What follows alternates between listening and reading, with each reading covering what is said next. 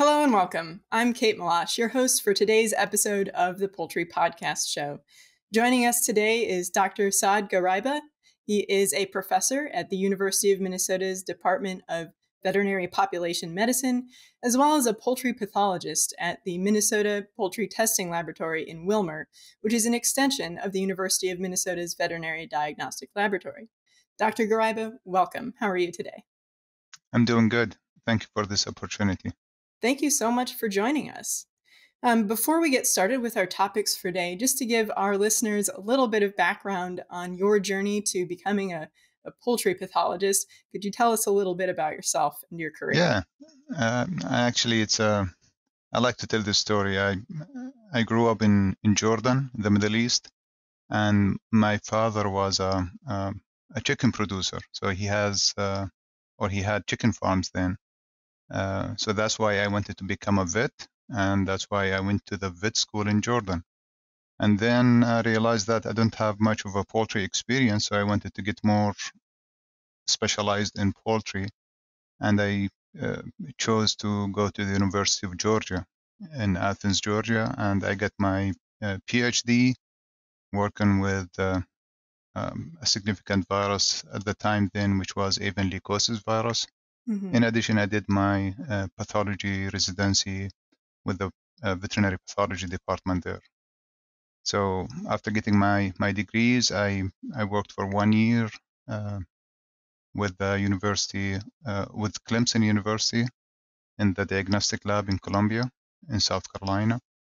And then I went back to Jordan for a few years. I worked in the university, Jordan University of Science and Technology, doing research, diagnostics, and teaching. Then I moved back to PDRC, to the University of Georgia, where I was the avian histopathologist with another colleague of mine for a few years. Then moved back to Jordan, then moved back now to Minnesota. And I've been in Minnesota in the diagnostic lab for 5 years, almost exactly today. Wow, congratulations. Oh, thank you. Quite a climate change. How do you feel about the Minnesota winters? Oh, wonderful in summer. They can be challenging at times. Yeah, it is quite a change, I tell you that. I never realized that it can become this much cold anywhere. So Yes. It is really cold in winter. So, working at the Poultry Testing Laboratory, can you tell us a little bit about the history of that facility, how it came to be, and what its role is in providing diagnostic services to the poultry industry in Minnesota and the surrounding areas? Yeah, actually the service of the diagnostic lab, or the MPTL for short, it's Minnesota Poultry Testing Lab. It goes back tens of years ago, where the NPIP testing, which is National Poultry Improvement Plan testing, is being done in 𝗪𝗪𝘁, which is in Kandiyohi County, where the center of the poultry industry in the state is. At the time, the Board of Animal Health veterinarians used to supervise the testing, and the technicians who perform those testing are University of Minnesota employees. So it's actually a joint venture between the Board of Animal Health and the University of Minnesota, the diagnostic lab. Over the years, they have moved from one location to another within 𝗪𝗪𝘁, but the dramatic change happened in 2015 when we had the first major influenza outbreak, and then the Board of Animal Health and the University of Minnesota got good funding to expand the lab and the building. And now that we have the new building, which is almost at least 3 or 4 times the size of the older building. And they added a necropsy room, so that's where they wanted a veterinary pathologist that do necropsy. So this is where I came 5 years ago. So I'm doing necropsies in the necropsy room, and then we're doing some poultry testing, specialized poultry testing in this same building, and other testing that we cannot perform over here. That's usually we consider as generalized testing, like preparing the slides for histopathology, or doing virus isolation, or identifying certain types of bacteria, we send the samples to the VDL. So we have daily transportation or courier that goes back and forth between Wilmer and St. Paul to move samples from us to them and then move samples from them to us. Salmonella testing and culture is all being done at MPTL over here in Wilmer. So even if they needed to do a Salmonella ID on certain isolates, they send it to us. If they wanted to do serology for poultry or PCR for poultry, they send it to us. If we needed to do virus isolation, we send it to them. So it's kind of we do this very similar work, but we had divided the responsibilities. Wow, that seems like a very efficient way to handle that. It sounds like you guys are really working on the forefront of some very challenging and very important areas in poultry health, Salmonella and avian influenza. That's true, and it's very dynamic that we move back and forth. We communicate with the diagnostic lab on a daily basis. It's challenging, but at the same time, I think it's very fruitful. Absolutely. We can see that in the way that handling these outbreaks has changed over the years. From that devastating outbreak in 2015, you've seen the industry and academia and state services really coordinate better together to handle those outbreaks from earlier on during the process of an outbreak. And it's been very impressive to see how that's handled now, even though it was a challenging year this year as well.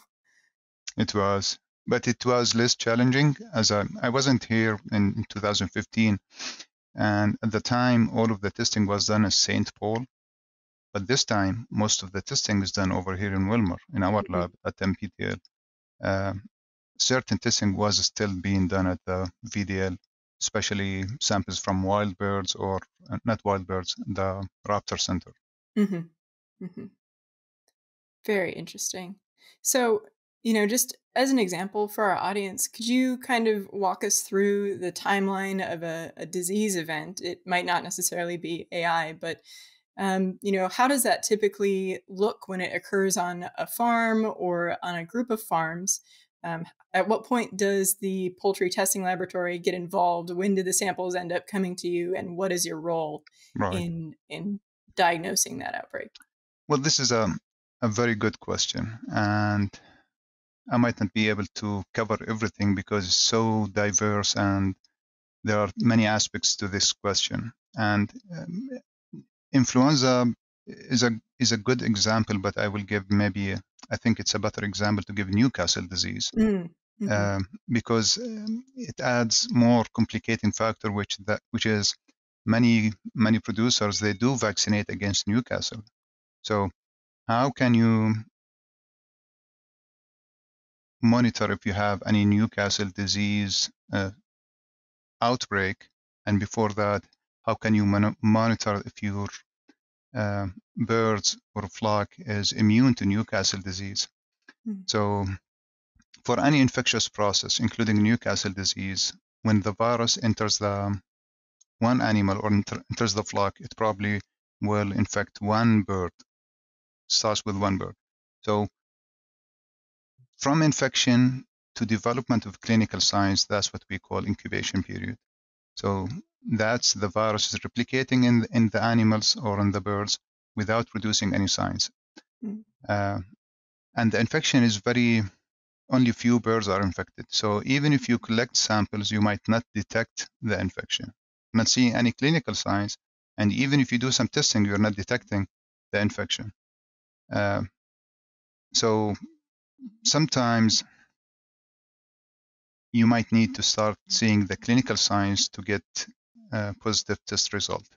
So if you want to test for an acute infection that's very active, the birds are starting to show clinical signs, you should choose a correct diagnostic procedure. Now is the time to find either the virus or find part of the virus. So you either do virus isolation or do a faster test, which is PCR. PCR will detect the nucleic acid of the virus.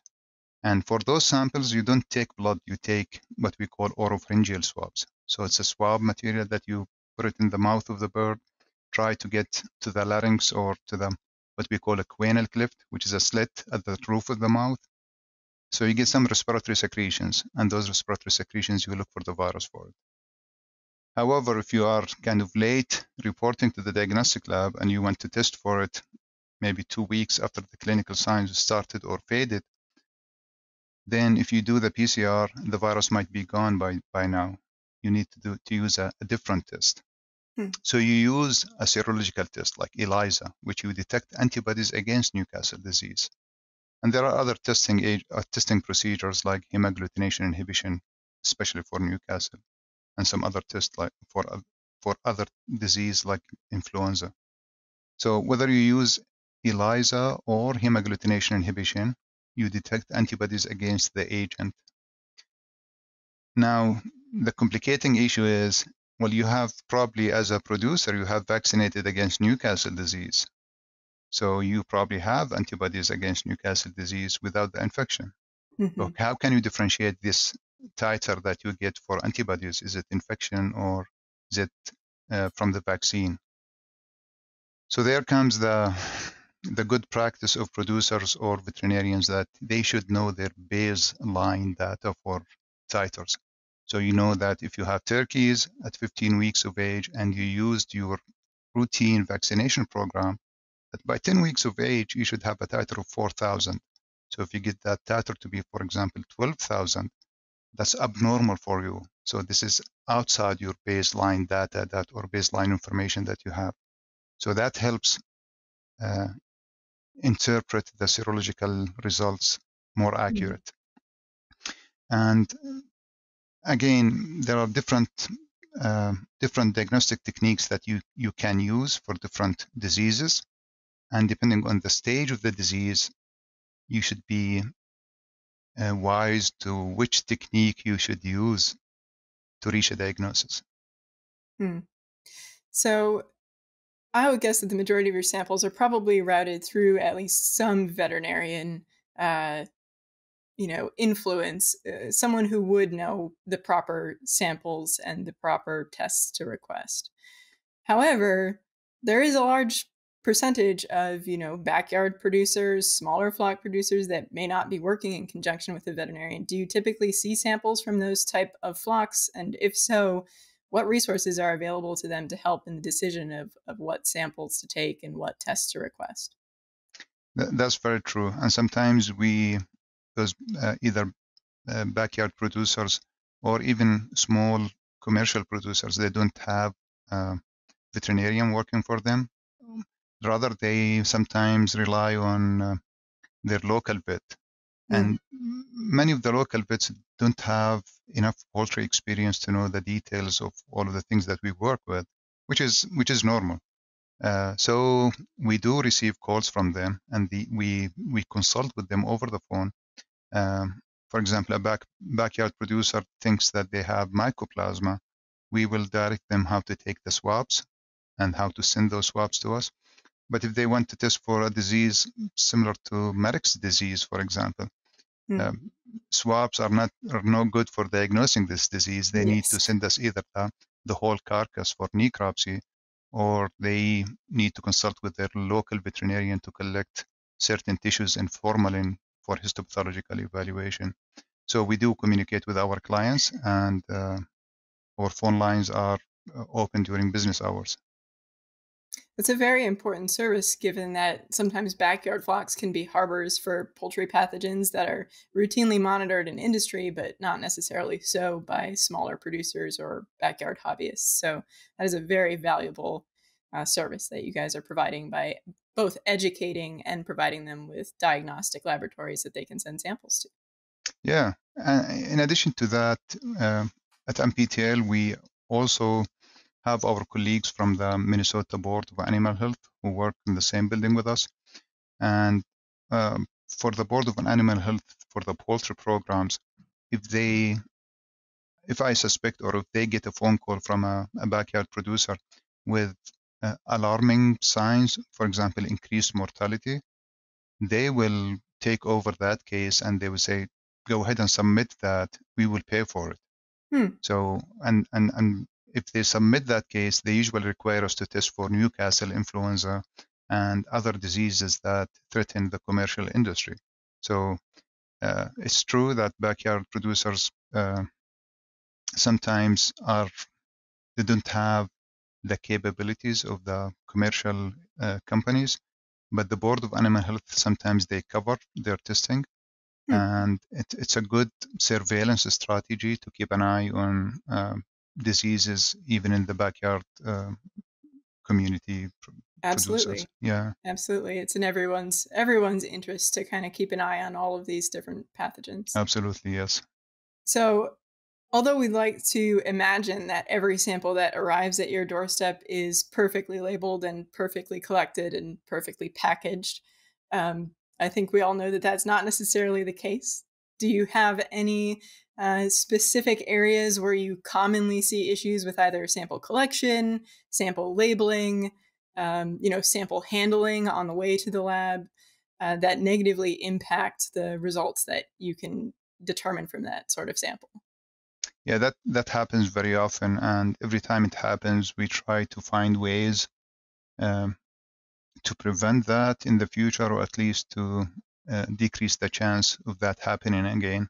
So our submission forms are detailed, and we try to make it easy to follow, that to know what kind of testing to require. So it's a checkbox for producers or for veterinarians to submit samples.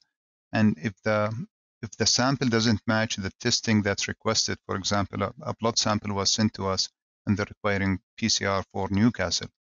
Usually that's not the right sample type for Newcastle PCR. So we call them back. So our receiving department, they do a good job in calling back the customers and the clients and asking exactly what kind of testing they requested.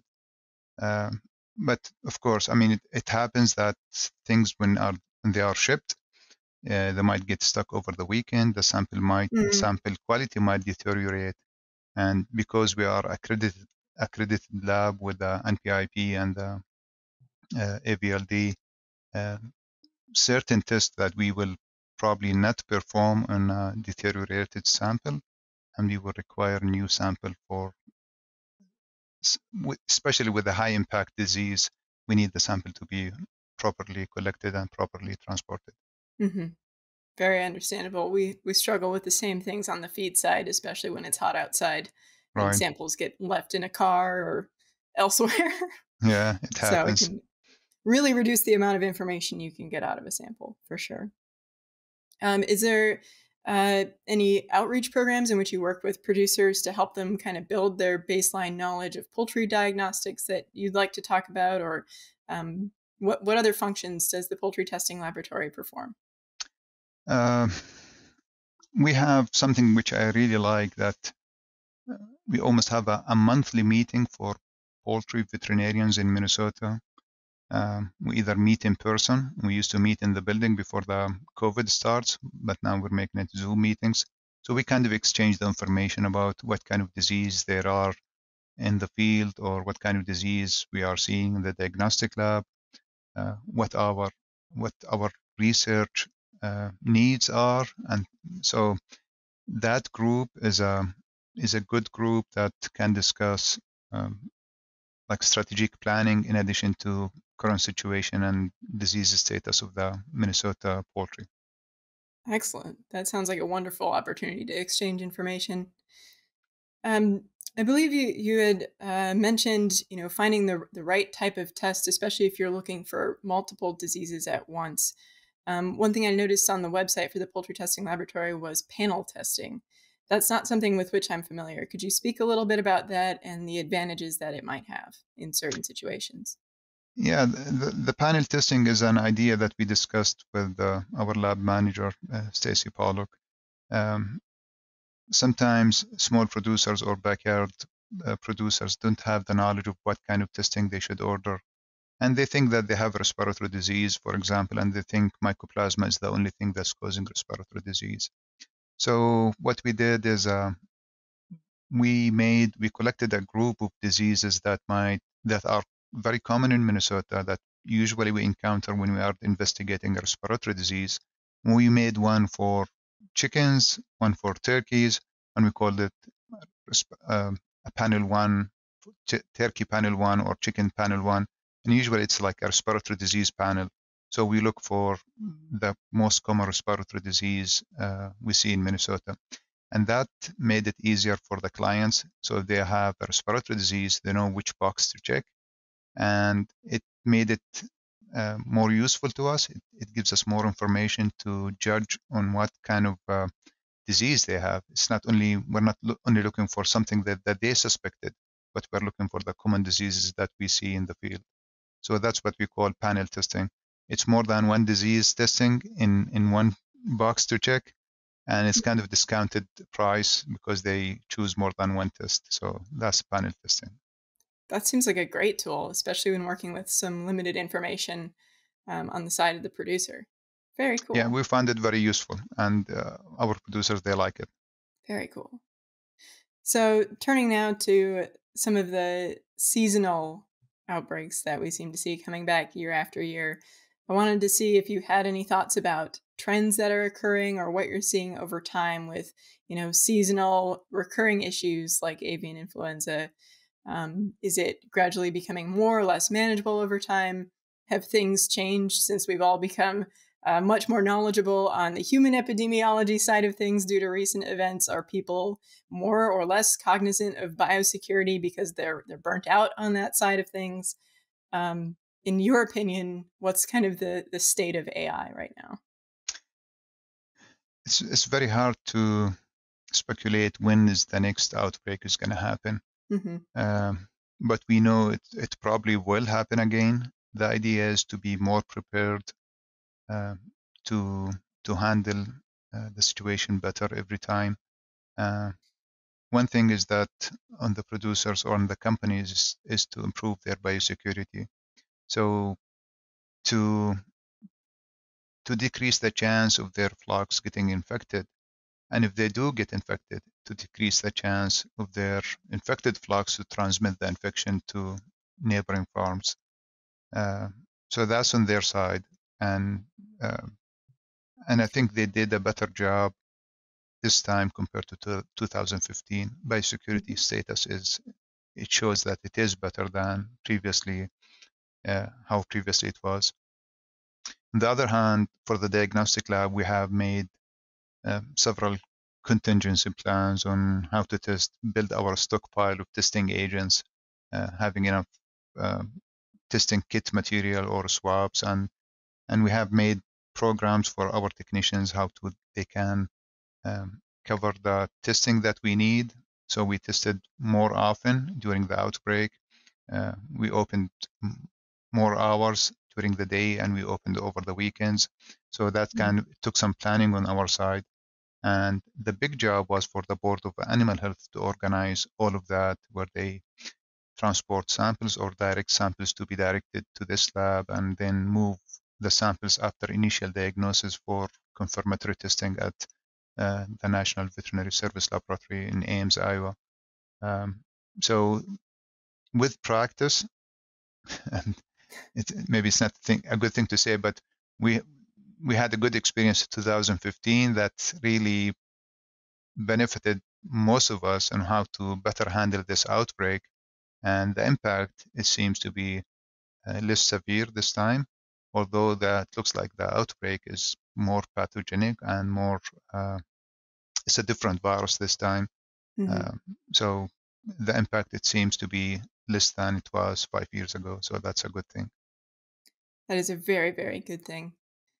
One consequence sometimes, however, of things improving is that people can become somewhat lax, particularly on the biosecurity side, even between outbreaks, as well as if there hasn't been a significantly devastating outbreak for a year or more. Sometimes you see people start to become a little bit more relaxed.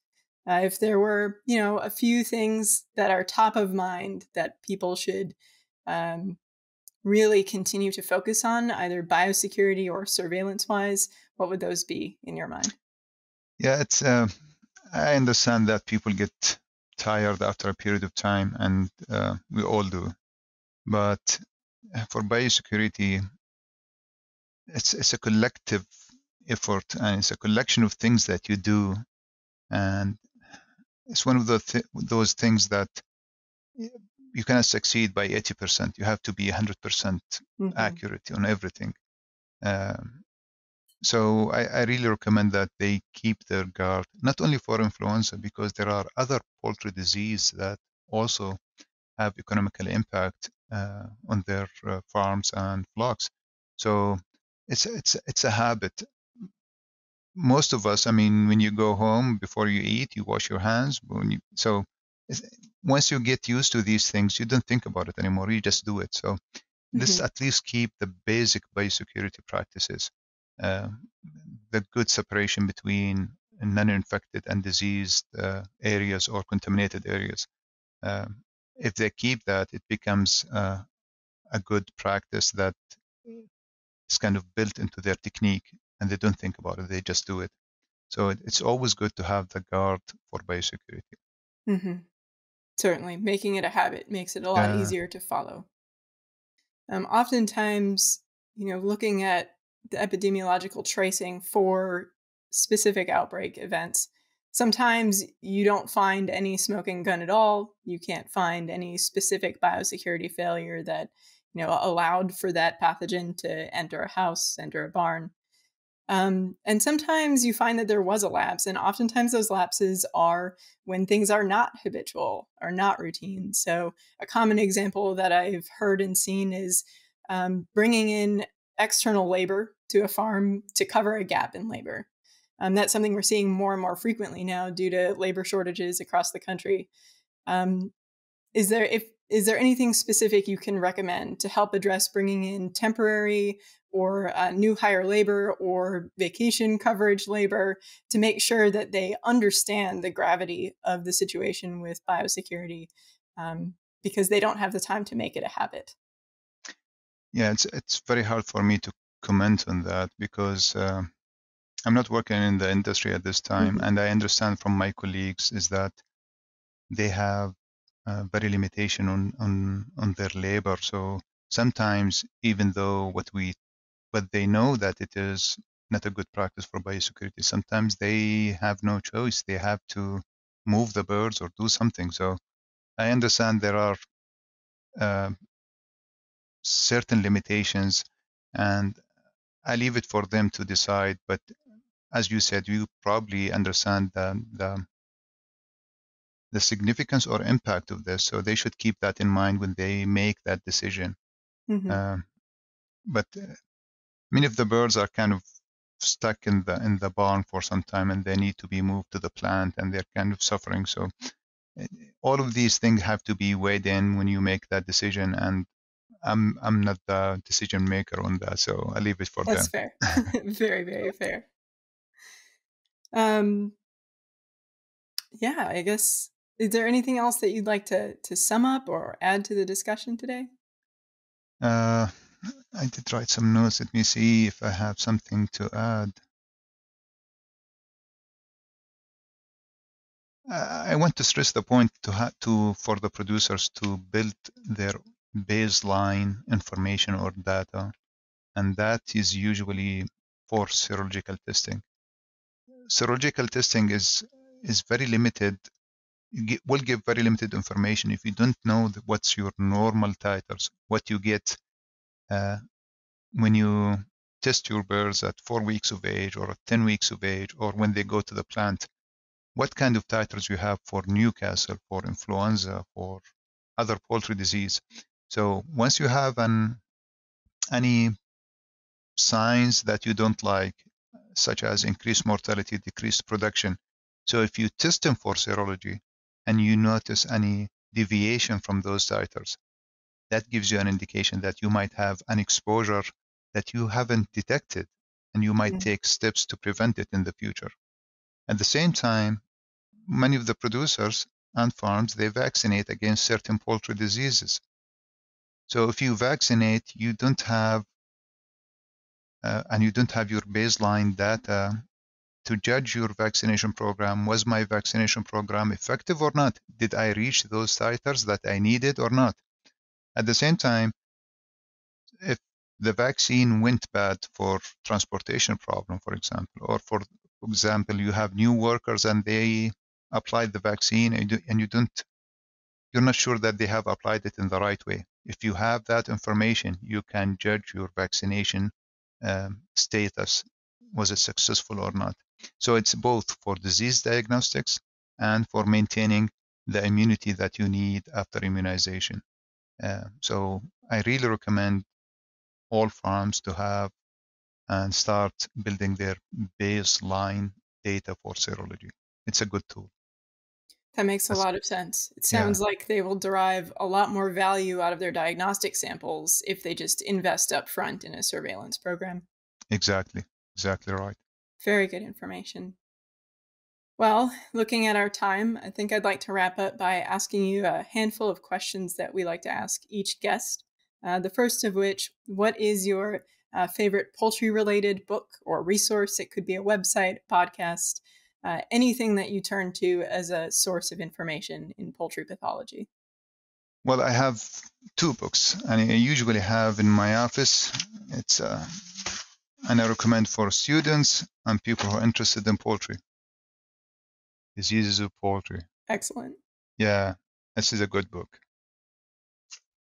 So that's my favorite book for poultry disease. It has most of the information that you need for what samples to collect, what kind of clinical signs you expect, and the limitation of the diagnostic techniques. So it's a good book for people who need to work with poultry. Great. Sounds like I need to get a copy. Yeah. As far as, books or resources outside of poultry on any topic, is there something you'd like to recommend? I use PubMed. I use scientific journals. So reading abstracts, if you read more than one abstract on a certain topic, you kind of collect more information. You get multi-angle view of the disease that you're looking at. So PubMed, I use is it a a lot. great resource. Yeah. That's a great recommendation. And then lastly, if you think about someone in your life who you'd characterize as successful, and that can be by whatever definition of success you personally believe in, what do you think a quality or a personality trait that person has is that helped them to be successful? Open up your mind. Mm. And the other thing that many people, they kind of encourage you to think outside the box. Sometimes it's good to think within the box. If you see something strange, go to the basics. Know that, for example, that if you see, let me give you an example. If you see certain diseases like 𝗪𝗵𝗿𝗶, respiratory disease, more implications, it's been known for a long period of time. These are signs of immunosuppressed flock. So go to the basics. Don't think about you have a new pathogen of fungus in the feed that's causing 𝗪𝗵𝗿𝗃 and it's fungus in the air causing respiratory disease. Go to the basics. Sometimes going back to the basics. So be smart, use your mind, use your intelligence, and if you get stuck, go back to the basics. Mm. Maybe Excellent it's a different recommendation than many people will require people to think outside the box. I say go back to the box, think inside the box.